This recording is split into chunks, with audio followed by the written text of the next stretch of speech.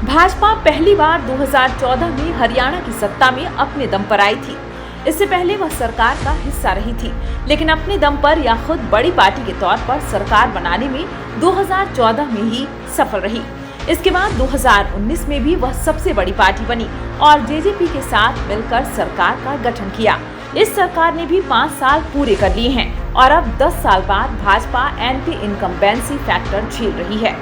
2014 के बाद यह चुनाव उसके लिए सबसे कठिन माना जा रहा है, लेकिन इसके बाद भी जीटी रोड से लगते इलाकों में उसे मजबूत माना जा रहा है। यही वजह है कि कांग्रेस की ओर से खुद राहुल गांधी मैदान में उतरे हैं। उन्होंने सोनीपत से लेकर अंबाला तक पड़ने वाले इस जीटी रोड बेल्ट पर फोकस किया है और यहाँ यात्रा निकाल रही हैं।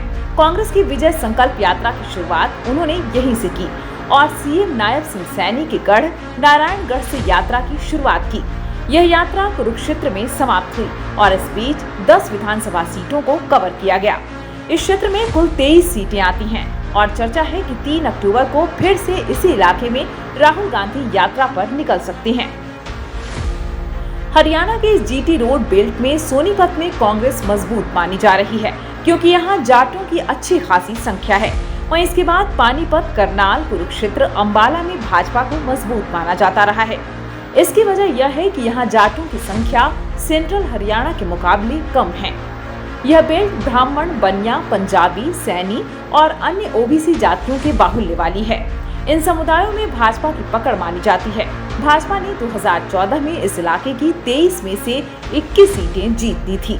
इसके बाद 2019 में भी वह 12 जीती तो कांग्रेस 9 पर ही रह गई थी। जीटी रोड बेल्ट की तरह ही भाजपा को अहिरवाल क्षेत्र से भी उम्मीद है। यह क्षेत्र गुरुग्राम, रेवाड़ी, महेंद्रगढ़ और भिवानी वाला है।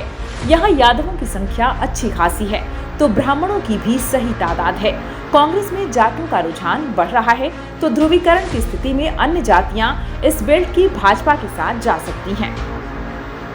इसके लिए पार्टी के स्तर पर रणनीति भी बन रही है।